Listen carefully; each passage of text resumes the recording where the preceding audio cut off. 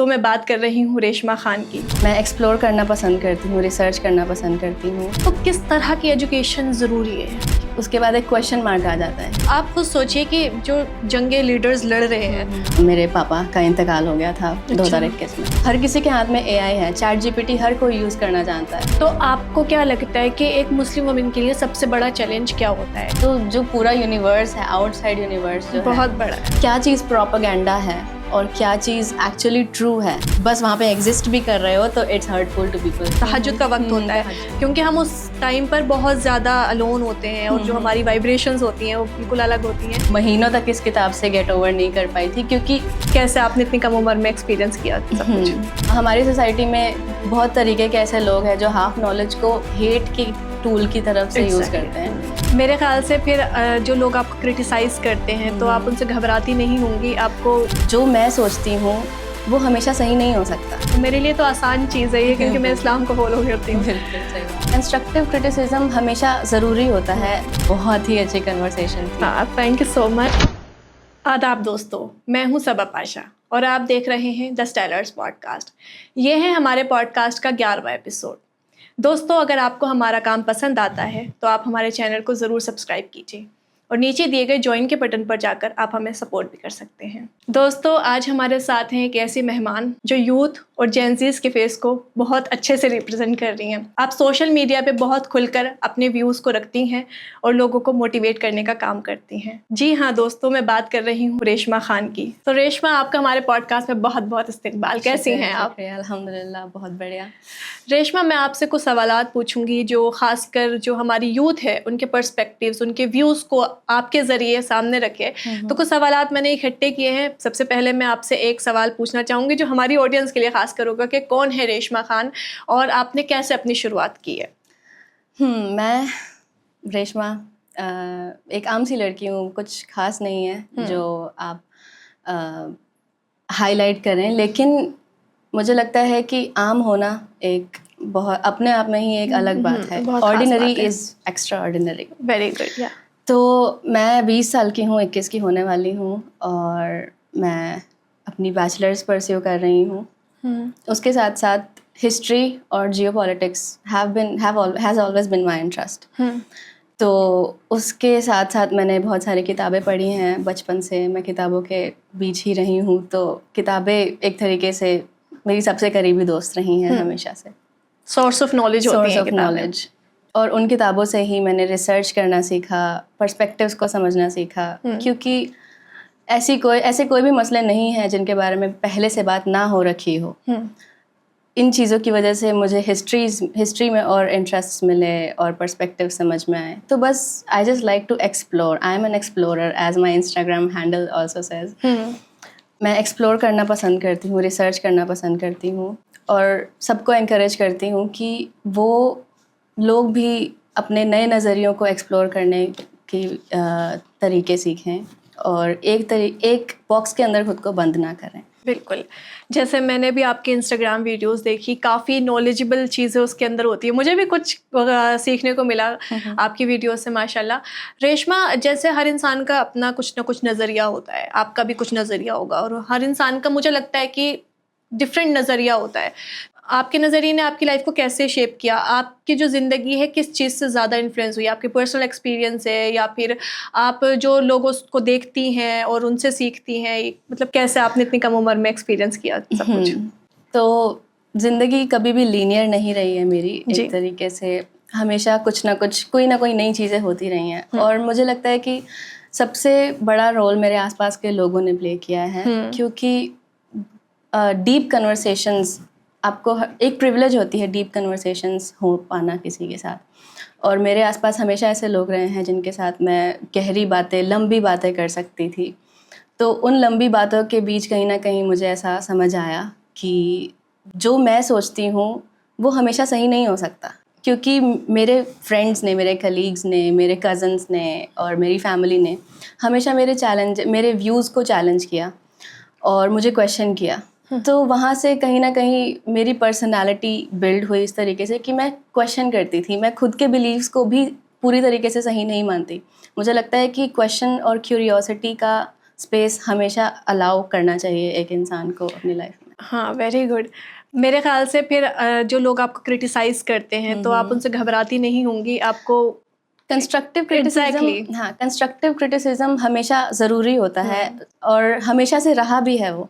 तो मुझे लगता है अगर सामने वाला एक रिस्पेक्टफुल तरीके से अगर फीडबैक दे रहा है, क्रिटिसाइज कर रहा है आपको, तो हमें ओपनली उसको टेक करना चाहिए, उससे सीखना चाहिए, क्योंकि क्रिटिसिज्म में कहीं ना कहीं चेंज छुपा होता है। बिल्कुल आप स्टिफ नहीं रह सकते, आपके प्रिंसिपल्स एक होते हैं लेकिन आपके पर्सपेक्टिव्स फ्लेक्सिबल होने चाहिए। Exactly. वहाँ पे फ्लूडिटी होनी चाहिए, आप मूव करते रहने चाहिए अपने पर्सपेक्टिव के अंदर से। जैसे आजकल होता है ना कि लोग, जैसे मेरा कुछ और नज़रिया है, फॉर एग्जांपल पॉलिटिक्स को लेकर मेरी कोई और सोच है, कोई आप किसी और पार्टी को सपोर्ट कर रही हैं, तो हम आपस में वो एक्सेप्ट ही नहीं कर पाते कि अरे आप किसी और पार्टी को कैसे सपोर्ट कर रही हैं, तो दुश्मन हो गए हम दोनों।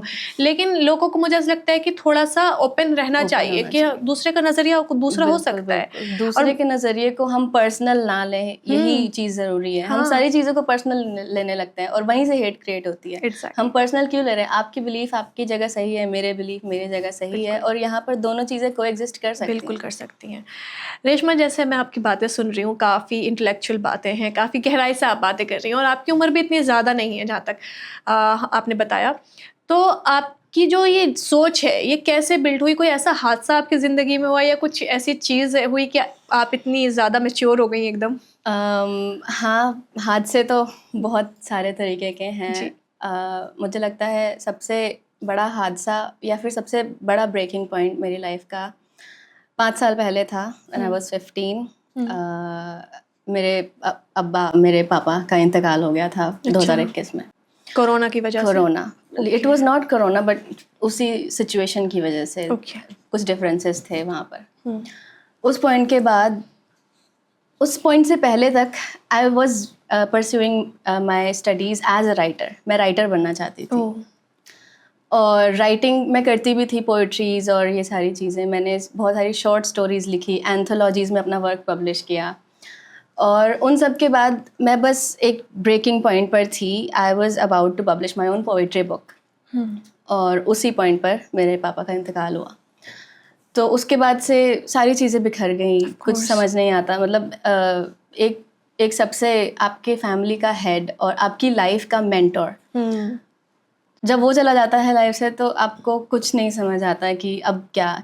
उसके बाद एक क्वेश्चन मार्क आ जाता है कि अब जो कर रहे थे, is it really meant to be? क्या वो सही भी होगा?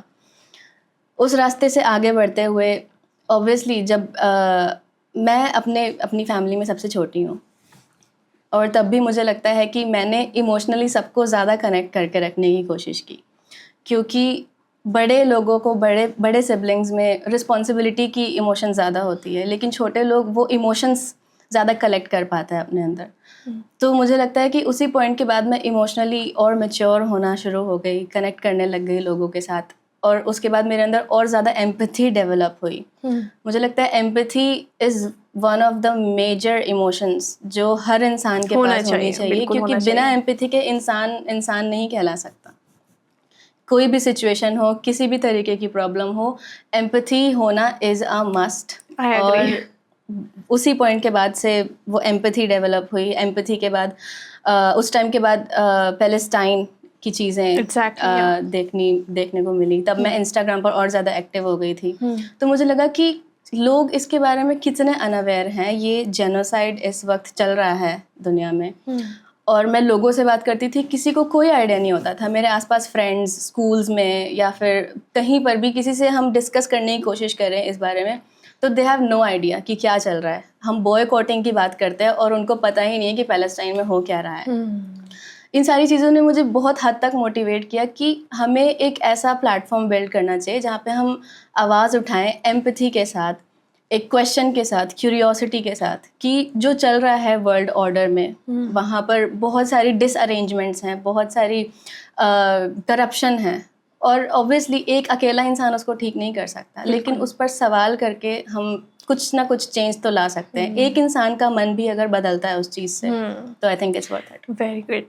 मुझे ऐसा लगता है कि हम लोग आम इंसान हैं, और आपने जैसे कहा कि आम बहुत ख़ास होते हैं, तो मुझे मतलब आप खुद सोचिए कि जो जंगे लीडर्स लड़ रहे हैं उसका उन पे कोई इम्पैक्ट नहीं पड़ता, वो कोई अफेक्ट नहीं होते। अब जो नुकसान होते हैं वो आम लोगों के होते हैं। तो आम लोगों की ही जिम्मेदारी है कि वो आवाज़ उठाएं, अवेयरनेस फैलाएं। बिल्कुल। अब इस चीज़ पर शायद मैं यहाँ पर ये पॉइंट ऐड करना चाहूँगी कि आम लोगों की आवाज़ कितनी मैटर करती है। अभी जो प्रोटेस्ट हुए थे जंतर मंतर पे, सब लोग जब सीजेपी शुरू हुई तभी लोगों को लगा कि नहीं, कुछ नहीं हो सकता, कुछ नहीं होगा, इट्स जस्ट अ ट्रेंड। हाँ, ऐसा लगा है और खत्म हो जाएगा। एक हफ्ते में 20 मिलियन फॉलोअर्स हो गए और सबको लगा, तब तक भी लग रहा था लोगों को कि नहीं, कुछ नहीं है, इट्स जस्ट अ ट्रेंड।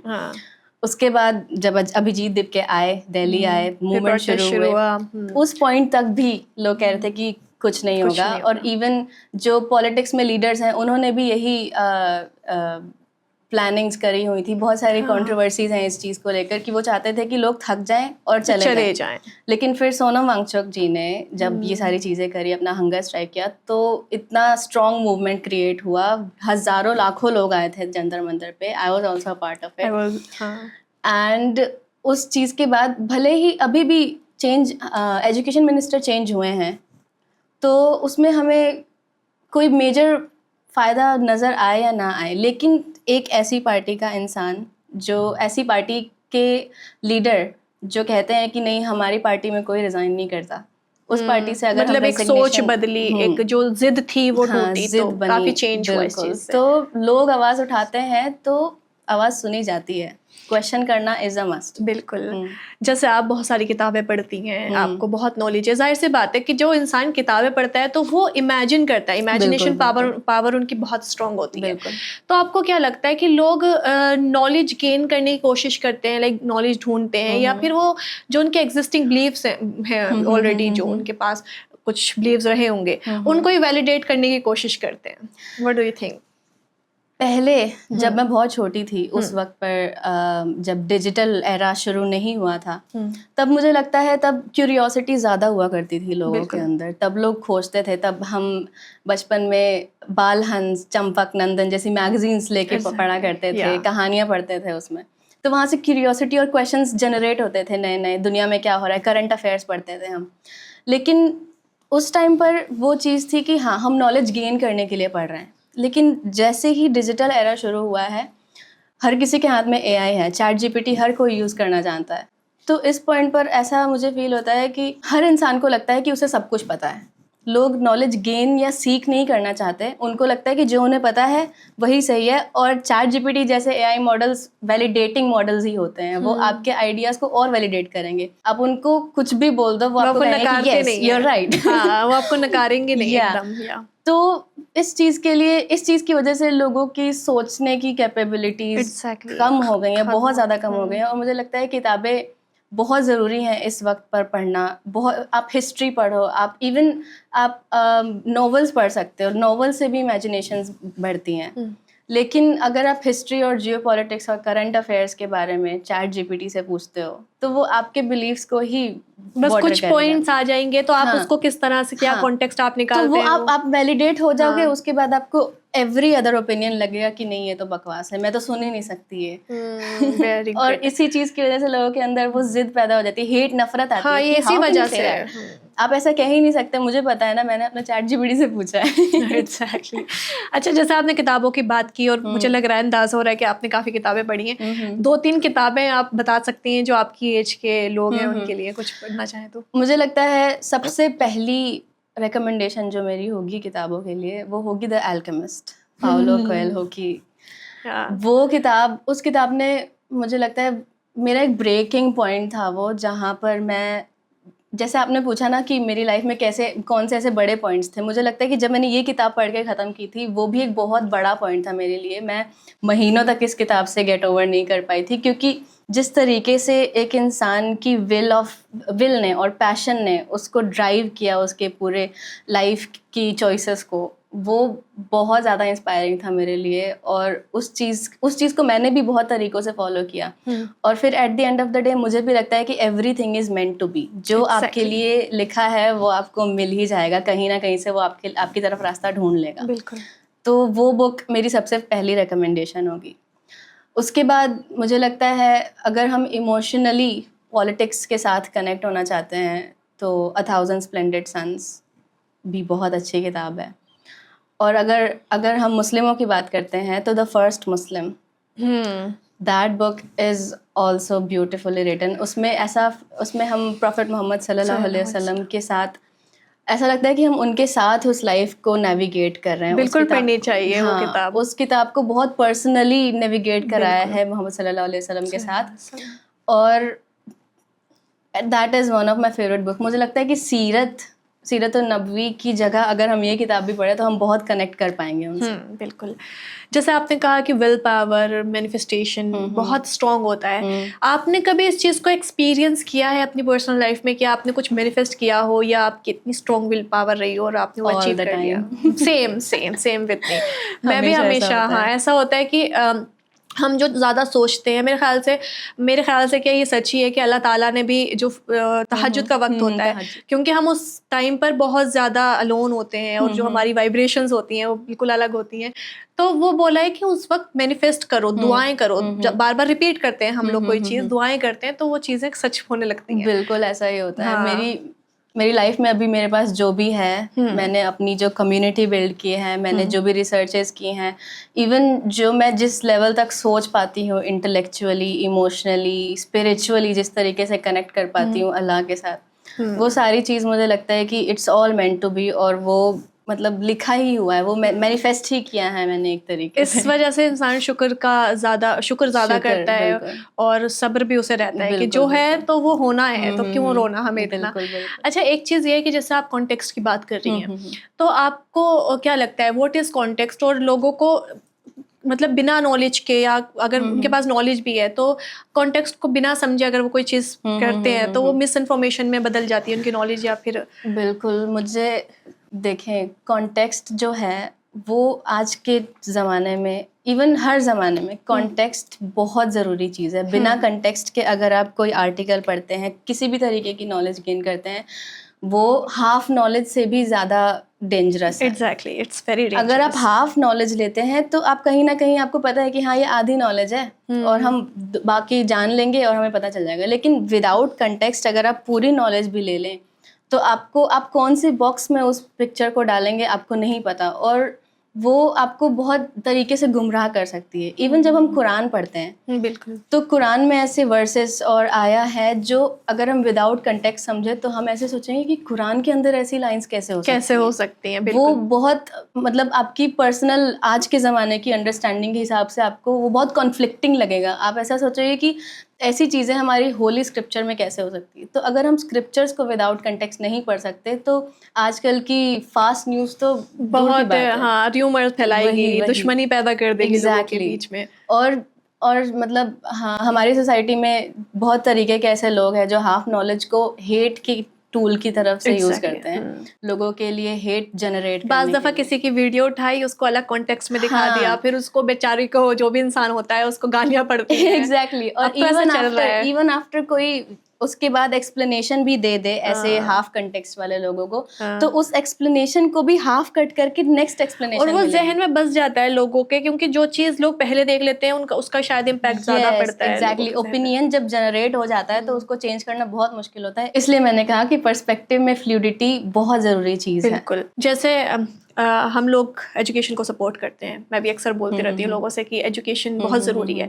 बाज़ दफ़ा लोग उसको भी गलत कंटेक्स्ट में ले लेते हैं। कुछ लोग कहते हैं कि अरे दीनी एजुकेशन मतलब दीनी तालीम ले ले। भाई, दीनी तालीम और दुनियावी तालीम को मैं अलग नहीं रख रही। तो वही चीज़ है कि अगर जैसे एजुकेशन एम्पावरमेंट की है तो किस तरह की एजुकेशन ज़रूरी है? देखें, एजुकेशन हमारे माशरे में हर तरीके की अवेलेबल है। आप कुछ भी पढ़ सकते हैं, कुछ भी उठा के पढ़ सकते हैं, लेकिन कैरेक्टर डेवलपमेंट के लिए मुझे लगता है कि सबसे ज़्यादा ज़रूरी सब्जेक्ट्स जो हैं वो मॉरल्स, एथिक्स और लिटरेचर हैं। ये तीन चीज़ें इंसान को इंसान बनाती हैं, ह्यूमनली, इमोशनली कनेक्टेड खुद से करके रखती हैं ये तीन चीज़ें।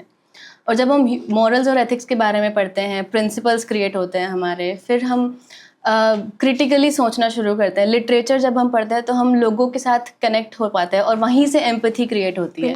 और हम जितनी एम्पैथी क्रिएट करेंगे अपने अंदर, उतना हम अपने आप को दूसरे इंसान के शूज़ में रख के देख पाएंगे कि वो अपनी ज़िंदगी कैसे गुजार रहा है। हम सिर्फ अपनी प्रिविलेज के साथ बैठ के ये नहीं सोच सकते कि हाँ हमारी लाइफ अच्छी है, बाकी उसे हमें क्या करना है।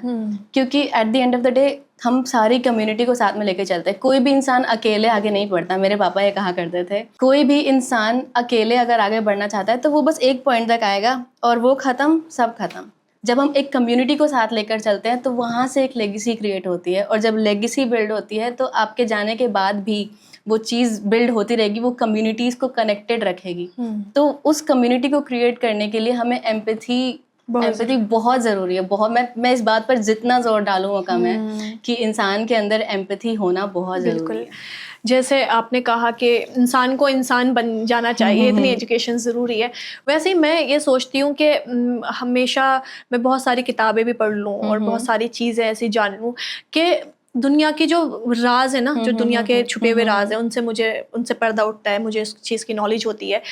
तो मुझे लगता है कि अरे यार ये होता है, सोचो अल्लाह कितना बड़ा है। तो मैं वहाँ से जोड़ती हूँ कि मैं इतना भी मतलब इतना पढ़ लूँ कि वो जो अल्लाह ताला जो शुक्र और जो वो अल्लाह ताला डिज़र्व करता है, जो शुक्र डिज़र्व करता है, जो उसकी तारीफ डिज़र्व करता है, तो वो पढ़ने के बाद सब चीज़ें सारे पॉइंट्स कनेक्ट कर कर हम उस मुकाम तक पहुँच जाएं कि नहीं यार अल्लाह तो बहुत बड़ा है और हमें इंसान मतलब हम, और दूसरा नज़रिया ये है कि हम इंसान बन जाए और दूसरे इंसानों के लिए कुछ अच्छा छोड़ के जाए। Humanity is very important. बिल्कुल। और इसी पॉइंट से मैं ये भी बताना चाहूँगी कि एस्ट्रोनॉमी में मैं बहुत इंटरेस्ट रखती हूँ, स्टार गेजिंग और मून वॉचिंग एंड ऑल। तो इन सारी चीज़ों से भी मुझे लगता है कि इंसान जब दुनिया से भी बाहर निकल के सोचता है ना कि हम इतनी छोटी सी दुनिया है और हम चींटियों से भी छोटे हैं इस दुनिया के अंदर, अगर हम बाहर निकल के देखें तो जो पूरा यूनिवर्स है, आउटसाइड यूनिवर्स जो बहुत बड़ा है, वो इतना वाइड है। हाँ। उसको जब हम सोचे तो ये नफरत और गुस्सा और जलन हसद ये क्या है, कुछ भी नहीं है ये। हाँ। तो इंसान को मुझे लगता है कि जब इंसान अपने से निकल के, अपने अंदर से बाहर निकल के जब बाकी दुनिया को देखेगा तो शायद हम एक बेटर ह्यूमन बन सकते हैं सोसाइटी के लिए। रेशमा, एक सवाल मेरा आपसे ये है कि अगर आप जो यूथ है उनके सिलेबस में कोई एक सब्जेक्ट ऐड करना चाहें जो उनको कंपलसरी पढ़ना हो, तो कौन सा सब्जेक्ट होगा? I think it would be critical thinking and media literacy. ये दोनों चीज़ें मुझे लगता है बहुत इम्पॉर्टेंट है, क्योंकि क्रिटिकल थिंकिंग तो बहुत रेयर हो चुकी है आजकल एआई की वजह से। ऑब्वियसली एआई के पास सारे आंसर्स होते हैं। लोग छोटी छोटी चीज़ें, छोटी छोटी मैसेजेस तक लोग चैट जीपीटी से जाके पूछते हैं कि इसका क्या रिस्पॉन्ड करना चाहिए हमको। तो जब हम बेसिक कम्युनिकेशन नहीं कर पाते तो क्रिटिकल थिंकिंग वहाँ पे फिर बहुत डेंजर जोन में चली जाती है। और अगर हम क्रिटिकली कुछ नहीं सोच पाते, क्रिटिकली सोचने का मतलब होता है कि आप अपने बिलीफ को क्वेश्चन करो। मैं हमेशा यही चीज़, मुझे लगता है कि मैं चीज़ बहुत रिपीट कर रही हूँ, लेकिन हम अपने बिलीफ को क्वेश्चन नहीं करते अगर, तो वहाँ से हम क्रिटिकल जोन में नहीं जा सकते। और क्रिटिकल जोन में जाने का मतलब है कि आप खुद को भी वल्नरेबल बनाओ अपने थॉट्स पे, कि आप सही हो, गलत हो, मिडिल ग्राउंड पे हो, ग्रे जोन पे हो।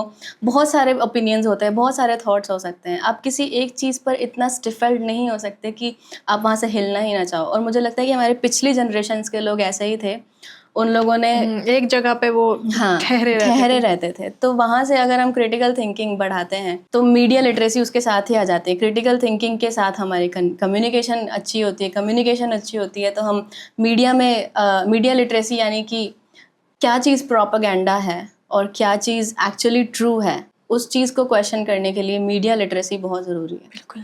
आजकल लोग इतने आलसी हो गए हैं एआई के आने के बाद कि सोचने की भी जहमत नहीं करते। एग्जैक्टली। रेशमा, जैसे सोशल मीडिया आया तो उसने एक्टिविज्म को एम्पावर किया है या फिर सिर्फ ट्रेंड बना के रख दिया है? इसके बारे में क्या ख्याल है? यहाँ पे दोनों चीज़ें फिट बैठती हैं। हम ये भी कह सकते हैं कि एक्टिविज्म एम्पावर भी हुआ है, क्योंकि बहुत सारे ऐसे लोग जिनके पास कोई प्लेटफॉर्म नहीं था बोलने के लिए, वो आवाज़ उठाना सीख रहे हैं, वो आवाज़ उठा रहे हैं। भले ही उनके पास हाफ नॉलेज ही क्यों ना हो, वो आके फ्रंट पे बोलने की कोशिश कर रहे हैं। तो वहाँ से कहीं ना कहीं एक डायलॉग क्रिएट हो रहा है, राइट।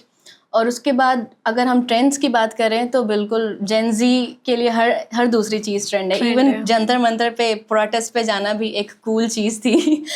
तो उस चीज़ के लिए मैं यूथ को बुरा नहीं बोलूँगी। ट्रेंड्स फॉलो करना अपनी जगह पर एक सही चीज़ है, लेकिन साथ में वो एम्पावरमेंट भी क्रिएट कर रहा है, क्योंकि आपको प्लेटफॉर्म मिल रहा है उस चीज़ को वॉइस आउट करने के लिए। बिल्कुल। आपके ख्याल से एक पब्लिक स्पीकर या इन्फ्लुएंसर, क्योंकि आजकल लोग उन्हें बहुत सुनते हैं, उनकी क्या जिम्मेदारी है? एथिकल रिस्पॉन्सिबिलिटी मुझे लगता है कि जब आप सोशल मीडिया पे होते हो तो आप किसी भी तरीके का कंटेंट क्रिएट करो, लोग हर्ट होंगे। एंड बीइंग अ वुमन ये तो इनएविटेबल है कि आप बस वहाँ पे एग्जिस्ट भी कर रहे हो तो इट्स हर्टफुल टू पीपल कि आपने हिजाब ऐसे ठीक नहीं पहना है, ये नहीं किया है आपने, वो नहीं किया है, आपकी और ये सारी चीज़ें, मतलब हराम पुलिसिंग करने आ जाते हैं लोग। तो वो तो एक अलग ही प्रॉब्लम है। लेकिन as a social media, as a speaker and influencer, लोगों को ये पता होना चाहिए कि वो कौन से दायरे में रह के दूसरे लोगों को हर्ट करें। हम पर्सनली किसी को अटैक ना करें, हमारी सबसे पहली ये रिस्पॉन्सिबिलिटी होनी चाहिए। अगर हम किसी को अटैक कर रहे हैं पर्सनली तो एक अच्छा रीज़न होना चाहिए उसका कि वो इंसान सच्ची में वो डिज़र्व करता भी है या नहीं, क्या वो इतना बुरा है भी या नहीं कि हम उसकी इतनी बुराई कर रहे हैं सोशल मीडिया पर। अगर क्रिटिसाइज़ करना है तो क्रिटिसिज्म भी एक दायरे में रह के करना चाहिए। वो एक बाउंड्री पता होनी चाहिए बेसिकली एक इन्फ्लुएंसर को कि आप कौन से लेवल तक जा सकते हैं और कौन से लेवल तक नहीं। आजकल लोगों का जो रिटेंशन टाइम है वो इतना कम हो गया रील्स देखते देखते कि वो रील भी पूरी नहीं देखते। एक रील में मैं बोल रही थी, हिजाब को सपोर्ट कर रही थी कि अगर मैंने हिजाब अपने सर पे बांधा है तो उससे मेरा जहन काम करना बंद नहीं कर जाता। या कोई लड़की अपना चेहरा कवर करती है तो उस पर किसी ने शायद पूरी सुनी हो या नहीं सुनी हो, रिसेंटली अभी मैंने देखा था कि कमेंट आया कि मुझे उल्टा सीधा बोलना शुरू कर दिया कि पर्दा जो है वो ज़रूरी है, तू जाके डूब मर, ये Exactly. तो इतना ज़्यादा नफरत वाला जो माहौल है वो क्रिएट हो चुका है कि लोग आजकल सुनते ही नहीं कौन क्या कह रहा है, बस अपना बोलना होता है, आधी बात। हाँ बिल्कुल, विदाउट कॉन्टेक्स्ट। एग्जैक्टली। जैसे जैसे लोग हैं आजकल डिसएग्री करते हैं किसी चीज़ से, तो उसको हेट में तब्दील होने से कैसे रोक सकते हैं डिसएग्रीमेंट को? किसी भी चीज़ को पर्सनली मत लो। कोई भी चीज़ अगर कोई इंसान बोल रहा है इसका मतलब ये नहीं है कि वो आपको ही अटैक कर रहा है। It can be a general thing, जैसे कि मैंने पहले कहा कि दो डिफरेंट ओपिनियंस, दो डिफरेंट पर्सपेक्टिव साथ में कोएग्जिस्ट कर सकते हैं। आप इंडिया में रह रहे हो और इंडिया की सबसे बड़ी चीज़ डाइवर्सिटी ही है, डाइवर्सिफाइड हैं हम लोग, तो यहाँ पर हम कोएग्जिस्ट कैसे ना करें? ये तो हमारे खून में होना चाहिए कोएग्जिस्टिंग, कि हम साथ में हैं, हमारे ओपिनियंस अलग है लेकिन तब भी हम एक दूसरे को हेट नहीं कर रहे। तो हम डिसएग्रीमेंट्स को क्रिटिकल थिंकिंग के साथ मैनेज कर सकते हैं, हम साथ में एक मिडल ग्राउंड ढूंढ सकते हैं, लेकिन उसको हेट में तब्दील करना इज़ पॉइंटलेस, क्योंकि आप उसको, इसका मतलब ये है कि आपने अपने आप को पर्सनली उतना डेवलप ही नहीं किया है उस लेवल तक कि आप किसी चीज़ को बस एक ओपिनियन समझो, उसको पर्सनली ना लो। बिल्कुल। जैसे आप एक मुस्लिम वुमन हैं, मैं भी एक मुस्लिम वुमन हूँ और हम दोनों ही सोशल मीडिया पर हैं, तो आपको क्या लगता है कि एक मुस्लिम वुमन के लिए सबसे बड़ा चैलेंज क्या होता है?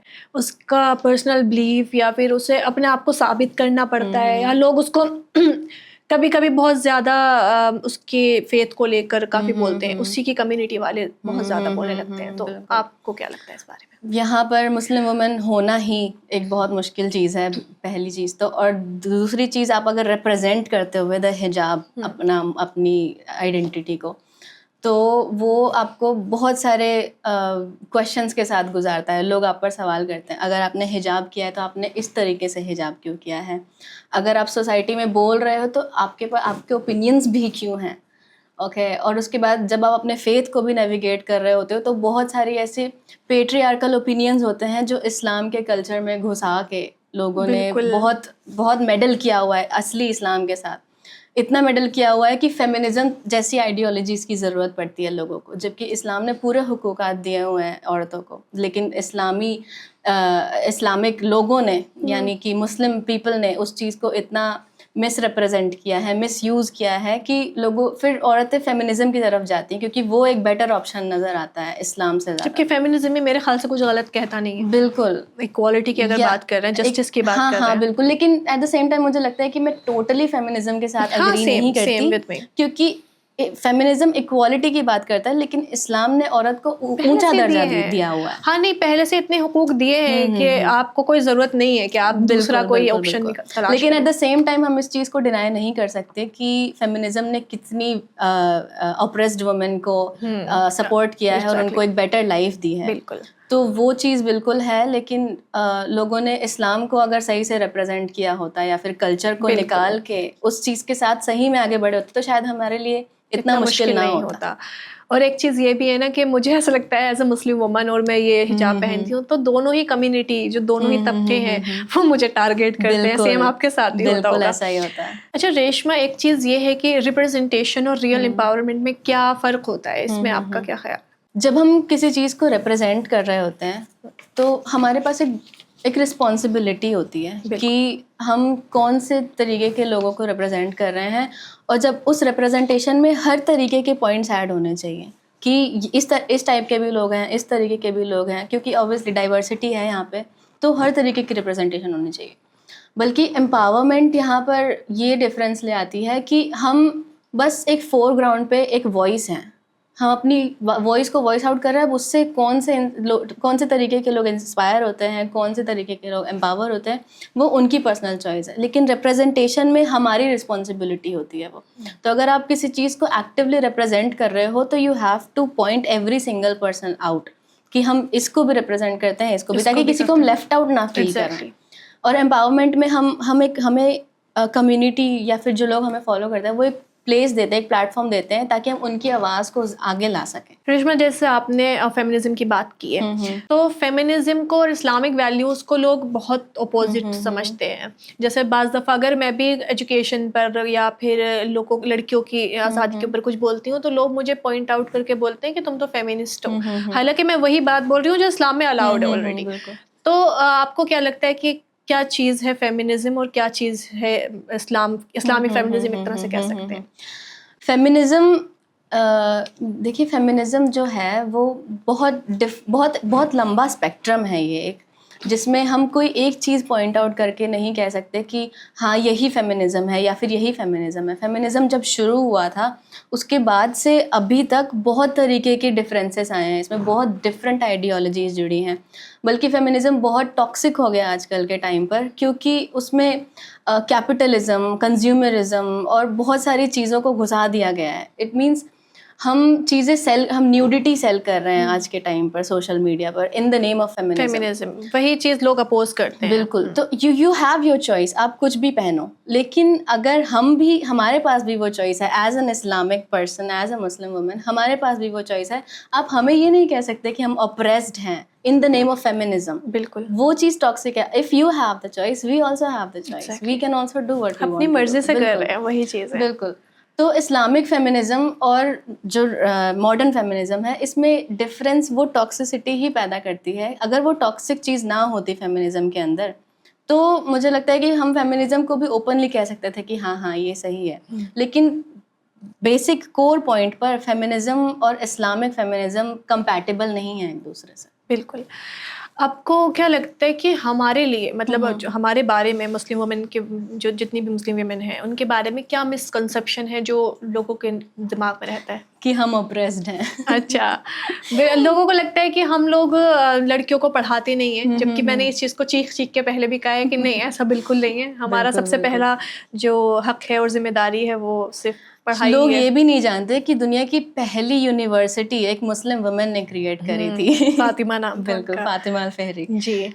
रेशमा, अगर अगली जनरेशन को 3 वैल्यूज़ न देकर 3 सवाल आप देना चाहें जो उन्हें खुद से पूछने चाहिए, तो क्या सवालात होंगे? सबसे पहला सवाल कि आप जो देख रहे हैं वो सच है या फिर इल्यूजन? अच्छा, पहला सवाल। बिल्कुल।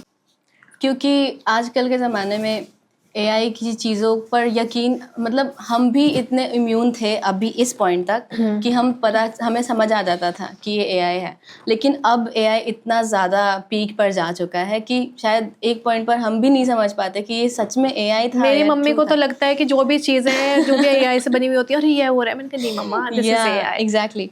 तो ये सवाल सबसे ज़रूरी है कि क्या ये सच है या क्या ये इल्यूजन है। एग्जैक्टली।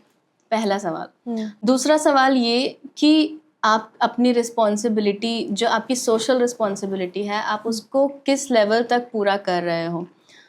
सोशली रिस्पॉन्सिबल होने का मतलब है कि आपके आसपास जो लोग हैं आपकी चीज़ों से, आपके काम से कितना अफेक्ट हो रहे हैं, कितना नहीं हो रहा है। क्योंकि वही बात है, आप अकेले कुछ भी नहीं कर रहे होते। हमेशा आप किसी भी स्पेस में होते हो, आप लोगों से जुड़े हुए होते हो। तो लोग जब तक आपसे कनेक्टेड नहीं होंगे, आप कुछ नहीं कर पाओगे, और जब आप कुछ कर रहे हो तो आपकी रिस्पॉन्सिबिलिटी उन लोगों के लिए क्या है, बिल्कुल। ये आपको सोचना चाहिए। और तीसरा और सबसे ज़रूरी सवाल मुझे लगता है ये है कि आप अपने लिए आपकी मेंटल और स्पिरिचुअल और इमोशनल पर्पसेस क्या हैं। आप अपने लाइफ को सिर्फ ये सोच के नहीं फॉलो, मतलब वर्ल्डली स्टैंडर्ड्स के साथ कि हमने स्कूल फिनिश कर लिया, कॉलेज यूनिवर्सिटी फिनिश कर ली, करियर हो गया, शादी हो गई, बच्चे हो गए, बस ख़त्म। आपका एक्चुअल पर्पस क्या है? विदाउट अ पर्पस आपकी लाइफ मीनिंगलेस होती है, और वो पर्पस शायद आप तभी ढूंढ सकते हो जब आप अपने पर्सपेक्टिव्स को एक्सप्लोर करो, लोगों को एक्सप्लोर करो, अपने ओपिनियंस को चेंज करते रहो, तो वो पर्पस आपको कहीं ना कहीं मिल जाएगा। तो ये 3 सवाल सबसे ज़रूरी हैं। बिल्कुल, बहुत खूबसूरत सवाल आते। रेशमा, अगर हमारी ऑडियंस इस जो भी गुफ्तगू हमारी हुई है, इस गुफ्तगू के बाद एक नज़रिया अपने साथ लेके जाना चाहें, एक शॉर्ट नज़रिया कोई ऐसा, तो क्या नज़रिया हो सकता है? मतलब क्या वो याद रखें इस पॉडकास्ट के बारे में? कि लोग बहुत ज़रूरी होते हैं। बिल्कुल। जैसा कि मैंने शुरुआती में ये इसलिए कहा कि मैं एक आम इंसान हूँ, क्योंकि कोई भी आम इंसान आम नहीं होता। Extra ordinary is extra ordinary. बिल्कुल। लोग बहुत ज़रूरी हैं। जब आप लोगों की वैल्यू समझोगे तभी आपको एम्पैथी आ पाएगी आपके अंदर, तभी आप ह्यूमन बन पाओगे। अगर आप अपने आप को सुपरिज्म दे के आगे बढ़ोगे, नार्सिसिज्म जो होता है। नार्सिसिज्म, या तो अगर वो चीज़ है आपके अंदर, तो शायद आप कभी भी वो फुलफिलमेंट नहीं फील कर पाओगे जो लाइफ में आपको मिलनी चाहिए। हमेशा खालीपन रहेगा।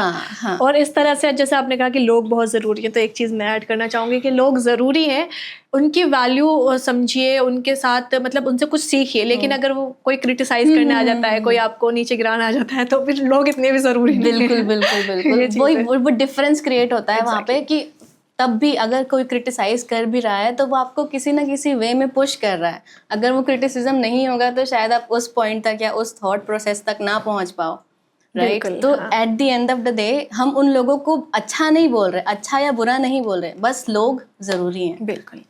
रेशमा, बहुत अच्छे आपने जवाब दिए। अब हम लोग कुछ टास्क आपके साथ करेंगे। जैसे पहला है रैपिड फायर, उसमें आपको जो भी सवाल मैं पूछूंगी तो जल्दी जल्दी आपको जवाब देना है। हमारी ऑडियंस को उम्मीद है कि मज़ा आएगा। रेशमा, नॉलेज या विजडम? नॉलेज, क्योंकि नॉलेज के साथ विजडम कभी मिलती नहीं है कंप्लीटली। नॉलेज का प्रोसेस में ही, नॉलेज के प्रोसेस में ही विजडम मिलती है। विजडम एक मंजिल है एक तरह से। ठीक है। डिबेट और dialogue? Dialogue. Okay. One book everyone should read? The Alchemist. Okay. The historical figure you admire? Salahuddin Ayubi. बिल्कुल। I would recommend everyone to read about Salahuddin Ayubi. मैंने काफ़ी पढ़ा है, बचपन से मैं उनके बारे में जानती रहती हूँ, तो मुझे भी काफ़ी पसंद है। Perspective in one word? Flexibility. Okay. One Islamic value everyone can benefit from? एक वर्स है कुरान का, फ़इन्न मअल उसरि युस्रा। बिल्कुल। With hardship comes ease. हर रात के बाद रोशनी सुबह है। ठीक है। One word you would teach the world? Perspective. Okay. One misconception you wish people would stop believing? कि इस्लाम टेररिस्ट रिलीजन, एक टेरराइजिंग रिलीजन है। ये सब, you know what, the lunar perspective की स्टार्ट ही इस क्वेश्चन के साथ हुई थी कि इस्लाम के बारे में लोग इतनी बुरी मिसकंसेप्शंस क्यों रखते हैं। तो यही है जो मैं चेंज करना चाहूँगी। बिल्कुल। रीडिंग बुक्स और consuming short form content? Reading books all the time. एक ऐसा नज़रिया जो सोसाइटी को बदल सकता है? कि लोग ज़रूरी हैं। एम्पैथी। बिल्कुल। पर्सपेक्टिव या परसेप्शन? इन दोनों में बहुत थिन लाइन है डिफरेंस की। तो परसेप्शन एक शॉर्ट टेम्पररी टाइम के लिए होता है, लेकिन पर्सपेक्टिव लॉन्ग टर्म तक रहता है, तो obviously perspective. Exactly. One message to young women? Don't follow the worldly standards. आप अपने स्टैंडर्ड्स खुद क्रिएट करो। बिल्कुल। One message to young man?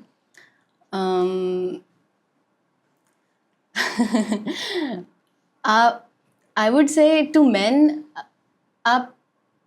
आप अपने ऊपर ध्यान दो। हम खुद को खुद संभाल लेंगे। हाँ, औरतें खुद को संभाल लेंगी। Hope in one word. Hope के बारे में मैं जब भी सोचती हूँ मुझे अपने पापा की याद आती है, क्योंकि उनके ना होने से भी मुझे बहुत उम्मीद मिलती है। मुझे लगता है कि कहीं ना कहीं वो खुश होंगे मुझे देख के। Success means peace. Peace. Reshma, एक टास्क ये है, आपने जैसे रैपिड फायर बहुत अच्छा किया। एक टास्क ये है कि आपको बताना है कि ये मिथ है या फैक्ट है। मैं 2 चीज़ आपसे पूछूंगी। More information means more knowledge. Myth, it is a myth. Like कुछ। हाँ, तो अगर आप बहुत सारी चीज़ें जानते भी हैं तब भी आप कहीं ना कहीं सवालात हमेशा पैदा होते हैं। तो अगर आपको लगता है कि आपको सब कुछ पता है तो वो चीज़ एंड नहीं हो सकती कभी भी। तो आपके पास क्वेश्चंस ना हो और आप सोच ले कि नहीं अब तो मुझे सब पता है, तो इट्स लाइक कि जो भी इंफॉर्मेशन है उसको आप एक पर्सपेक्टिव में अपने जहन से चेंज करें, फिर उसको नॉलेज में तब्दील करें। You have to agree with someone to respect them. No, not at all. History belongs in the past. बिल्कुल नहीं। ये मुझे लगता है कि लोग यही चीज़ मिस करते हैं सबसे ज़्यादा, कि हिस्ट्री ख़त्म हो गई, लेकिन history will repeat itself until you learn from it. बिल्कुल। Being neutral is always the most responsible position. I think neutrality जैसा कोई शब्द एग्जिस्ट ही नहीं करना चाहिए when you talking about politics. There is a good side और a bad side. आप न्यूट्रल नहीं हो सकते। तो ये भी मिथ है। Okay. Faith and critical thinking can not coexist. Faith is the most faith सबसे आला चीज़ है जो आपको क्रिटिकल थिंकिंग सिखाती है। वहीं से सारे क्वेश्चंस डेवलप होते हैं, तो बिल्कुल कोएग्जिस्ट कर सकती हैं, बल्कि कोएग्जिस्ट करती हैं। Exactly. It is not a myth. बिल्कुल। Complete the sentence. अब आपको ये टास्क खेलना है। A strong perspective is that you can never always be right. Real empowerment begin with Understanding. knowledge becomes wisdom one. When you stop believing that wisdom will come to you, The biggest enemy of critical thinking is believing that you are always right. the world needs more Empathy. बिल्कुल. You have to choose one between two. Truth, comfort. Truth. Knowledge, wisdom. Knowledge. Influence, responsibility. Responsibility. Being right, being understanding. Being understanding. Popularity, credibility. Credibility. Okay. Now you have to explain these terms in 30 seconds. ठीक है? Perspective.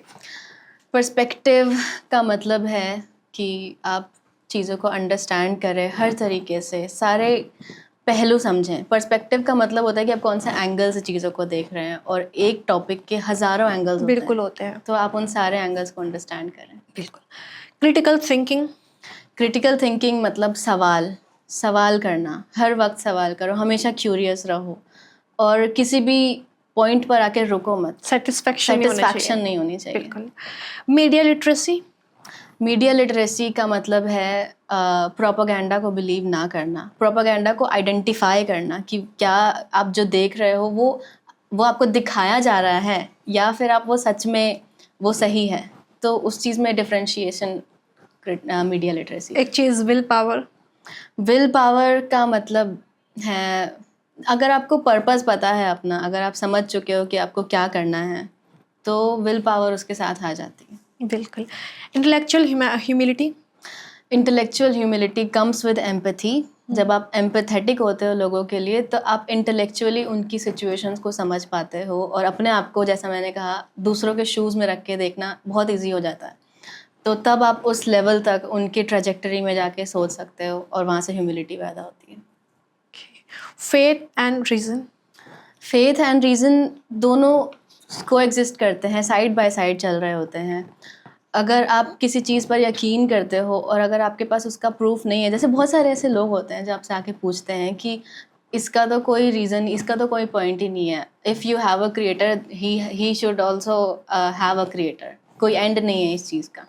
तो उस चीज़ का reason आप कैसे करते हो? Reason यहाँ पर यही है कि जिस चीज़ ने आपको क्रिएट किया है उसको क्रिएशन की ज़रूरत कैसे पड़ सकती है? हाँ, इट्स लाइक कि आप एक पॉइंट पर वहाँ पहुंचो कि जैसे खुदा को मानते हैं, अंडरस्टैंडिंग वहाँ तक बनी ही नहीं है कि आप उस चीज़ तक पहुँच सको। लोग पूछते हैं अक्सर कि खुदा को किसने बनाया। मैंने कहा सोचो, चलो खुदा को किसी ने बनाया, अब उस खुदा को किसी ने बनाया, अब खुदा को किसी ने बनाया, आप कहाँ पे जाके रुकोगे? जहाँ पे भी आपकी सोच जा रही है वही हमारा खुदा है, वो चीज़ है।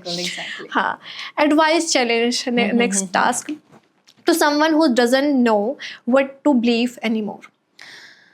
हाँ, आई थिंक तहज्जुद है इसका आंसर। जब आपको नहीं पता होता कि क्या सही है क्या गलत है, क्या यकीन करें क्या नहीं करें, तो तहज्जुद बहुत हेल्प करती है इसमें। To a young woman trying to find her identity, keep questioning, जिद्दी बनो। जिद्दी बनने से मतलब है कि फिट मत करो लोगों के साथ, अपनी सिचुएशंस क्रिएट करो, लोगों को उसमें फिट करो, क्योंकि अगर आप जिद्दी बन जाते हो तो किसी न किसी लोग आपको बेशर्म बोलेंगे, लोग बोलेंगे कि नहीं तुम ये नहीं कर सकती। लेकिन जब आप जिद्दी बन जाओगे तो एक पॉइंट पर लोग हार मान जाते हैं। तो someone afraid to question what they have been taught, मतलब वही जो हम, जैसे वही चीज़ है, जब आप जिद्दी होते हो तो आप सवाल करने में नहीं कतराते किसी चीज़ से। बिल्कुल। तो जब आपको जो चीज़ बताई हुई है आपको पता है कि वो गलत है, तो आप उसके खिलाफ आवाज़ उठाओ, और उठाने के लिए आपको जिद्दी होना ज़रूरी है। लोगों की बातें सुनने को मिलेंगी, लोगों के टॉन्ट्स मिलेंगे आपको, लेकिन आपको ये यकीन रखना है कि आप जो सोच रहे हो वो सही है, या फिर सही नहीं भी है तो भी आप सामने वाले को भी वो करो, चैलेंज करो उनके ओपिनियंस के लिए। ठीक है। To a creator who wants to educate responsibly, research करो, बहुत सारी रिसर्च करो। एक वीडियो शूट करने से पहले अपनी स्क्रिप्ट को 1000 टाइम्स रीचेक करो कि उसमें कुछ भी गलत तो नहीं है। बिल्कुल। Research is so important. To your younger self, to my younger self,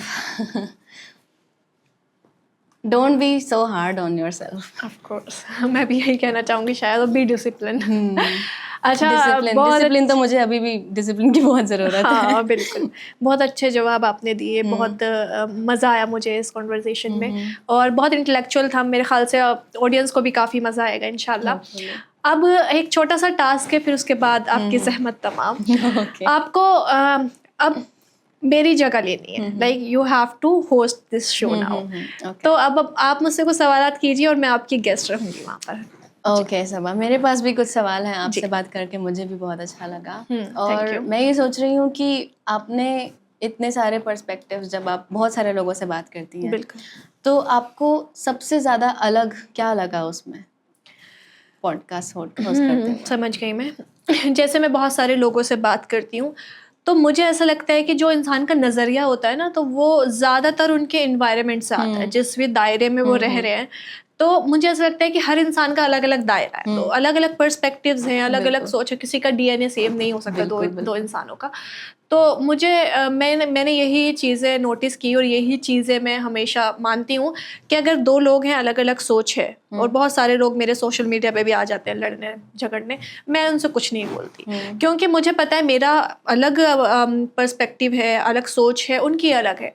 तो हम किसी से लड़ धड़ कर इस चीज़ को नहीं चेंज कर सकते। बिल्कुल, इसका मतलब है कि हम बात करें और सबको वो ओपिनियन से इंट्रोड्यूस कराएं। आपको क्या लगता है कि जैसे आपने मुझसे भी सवाल पूछा, तो मैं आपके हिसाब से भी पूछना चाहती हूँ, आपके हिसाब से अभी दुनिया में यूथ के लिए सबसे इम्पोर्टेंट चीज़ क्या है? यूथ के लिए जैसे अभी जेन जी चल रहा है, फिर जेन अल्फा, जो मुझे ऐसा लगता है काफ़ी एडवांस जाने वाले हैं, तो उनके लिए सबसे इम्पोर्टेंट यही है कि वो लोग सबसे ज़्यादा तो चीज़ों को ना, जैसा आपने कहा कि समझें, चीज़ों को फील करना सीखें, क्योंकि इतना तेज़ हो गया है हर काम, हर पूरी दुनिया की चीज़ें, कि लोग बस भागे चले जा रहे हैं। तो ठहर जाना बहुत ज़रूरी है। आजकल मैं देखती हूँ जेन अल्फा वो रील्स देख के बड़ी हो रही है, तो वो 10-15 मिनट की कोई चीज़ भी नहीं देख पाती, अटेंशन स्पैन एग्जैक्टली ख़त्म है बिल्कुल। तो चीज़ों को बहुत ध्यान से समझिए, लोगों की परेशानियों को, जैसे आपने कहा एम्पैथी बहुत ज़रूरी है, तो वही मेरा ही पॉइंट ऑफ व्यू है। और बी डिसिप्लिन, और किसी चीज़ के लिए अगर आपको कुछ चीज़ चाहिए तो उस पर अड़े रहना है। बिल्कुल। और आपका ब्रेकिंग पॉइंट क्या था जब आपने अपनी लाइफ में चीज़ें अचीव करी? ब्रेकिंग पॉइंट्स आते रहते हैं, बहुत सारी चीज़ें होती हैं जो लाइफ में हो जाती हैं ना इत्तेफाकी से, और मुझे इत्तेफाकन। और मुझे ऐसा लगता है कि ये चीज़ें होना बहुत ज़रूरी होती है। मुझे ऐसा लगता है कि जो चीज़ें मेरी लाइफ में बुरी हुई हैं ना, उन्होंने मुझे ऐसा शेप किया है कि मैं आज यहाँ पे बोल पा रही हूँ, मैं लोगों को अपना कुछ भी पर्सपेक्टिव है वो खुलकर बता पा रही हूँ, और मेरे पास अलग अलग नज़रिए हैं चीज़ों के। तो ऐसा कौन सा एक पॉइंट होगा वो तो शायद मैं नहीं बताना चाहूँगी, लेकिन ऐसे कई सारे पॉइंट्स हैं। जो डिप्रेशन हो गया बाज़ दफ़ा नाउम्मीदी, डिप्रेशन नाउम्मीदी एक ही चीज़ हो जाती है वो। बाज़ दफ़ा हम बहुत ज़्यादा चीज़ों में घिर जाते हैं, तो उसका हम सॉल्यूशन निकालते हैं, फिर वो रास्ता बनाते हैं, तो वो हमें बहुत कुछ सिखा के जाता है। बिल्कुल। और रास्ता बनता है यहाँ से, फिर मैनिफेस्टेशन भी मुझे लगता है बहुत ज़रूरी चीज़ है। तो आपका क्या ख्याल है मैनिफेस्टेशन को? जैसे आपने विल पावर का और मैनिफेस्टेशन का जिक्र किया है, मेरे ख्याल से मैनिफेस्टेशन बहुत ही स्ट्रॉन्ग चीज़ है, आई पर्सनली बिलीव। और आपने भी कहा कि आपने जो कुछ अचीव किया है, और यू वोंट बिलीव कि मैं अगर छोटी छोटी चीज़ों को भी मैनिफेस्ट करती हूँ। फॉर एग्जांपल मुझे कोई फ़ोन लेना है, या मुझे कोई लैपटॉप लेना है, या मुझे कोई चीज़ लेनी है और मुझे वो दिल से चाहिए होती है, तो वो मैनिफेस्टेशन, देखो हमारा जो सबकॉन्शियस माइंड है वो क्या करता है, चीज़ों को उसे एक तो ना नहीं पता होता। अगर हम कहते हैं ना कि नहीं, मैं इसमें ये नहीं कर सकता, ये मैं नहीं करूँगा, ये मेरे साथ नहीं होगा, तो वो ना को नहीं कैच करेगा, वो पूरी उस चीज़ को कैच कर लेगा। फॉर एग्जाम्पल मैं बीमार नहीं हूँगा, मैं बीमार नहीं हूँगा, हम बार बार कह रहे हैं, तो वो रिपीट जो करना होता है, रिपीटेशन, वो हमारा सबकॉन्शियस माइंड उसको समझता है, तो वो ना को तो नहीं सुनेगा। तो सेम वही होता है कि मैं कोई भी चीज़ बोलती हूँ, मैं पॉजिटिव तरीके से बोलती हूँ। फॉर एग्जाम्पल मुझे PhD में एडमिशन चाहिए, मुझे PhD में एडमिशन चाहिए, बार बार सोचना या दुआ करना, तो मेरा सबकॉन्शियस माइंड उस चीज़ को मान लेता है। जब एक बार सबकॉन्शियस माइंड ने मान लिया, आप बस उसको बात मनवानी है, तो वो आपकी मैनिफेस्टेशन को खुद ब खुद सच कर देगा। और ये पूरा यूनिवर्स इतना लाइक गोल है कि कोई ना कोई चीज़, मतलब जो चीज़ आप एमिट करते हैं वो आप तक आ जाती है। तो यही मैनिफेस्टेशन है, जो आप अपने जहन में भरते हैं, जो आप सबकॉन्शियस माइंड को सिखाते हैं, वही चीज़ आपको आ जाती है। और वही साइंटिफिक टर्म्स हैं मैनिफेस्टेशन, लेकिन इस्लाम ने तो दुआ हाँ, दी दुआ हुई है, हमको। आप दुआ करना तहज्जुद एक पढ़िए। मैनिफेस्टेशन हाँ, का ही तहज्जुद, जरिया है। जैसे कहते हैं ना कि अल्फा, गामा, बीटा, ये हमारी लाइक वाइब्रेशंस होती हैं, एनर्जीज होती हैं। तो जब तहज्जुद पढ़ते हैं हम लोग, तो हम लोग ऐसी कंडीशन में होते हैं कि ज़्यादा मैनिफेस्टेशन, ज़्यादा सबकॉन्शियस माइंड में हम चीज़ें भर पाते हैं। तो बहुत सारे साइंटिस्ट भी उस दौरान रिसर्च करते हैं, बहुत सारे लोग उस दौरान पढ़ते हैं। तो ये साइंटिफिक टर्म्स है, हालांकि इस्लाम ने हमें बहुत पहले ये चीज़ें सिखाती हैं, तो मेरे लिए तो आसान चीज़ है ये, क्योंकि मैं इस्लाम को फॉलो करती हूँ। बिल्कुल सही बात। तो बहुत अच्छे सवालात आपने किए, और बहुत अच्छा लगा आपके साथ ये गुफ्तगू करके। इट वाज रियली नाइस, बहुत ही अच्छी कन्वर्सेशन थी। हाँ, थैंक यू सो मच। तो दोस्तों, ये थी रेशमा खान, और आप देख रहे थे द स्टेलर्स पॉडकास्ट। मिलते हैं अगले एपिसोड में, तब तक के लिए अपना और अपने परिवार का बेहद ख्याल रखिएगा। बहुत शुक्रिया।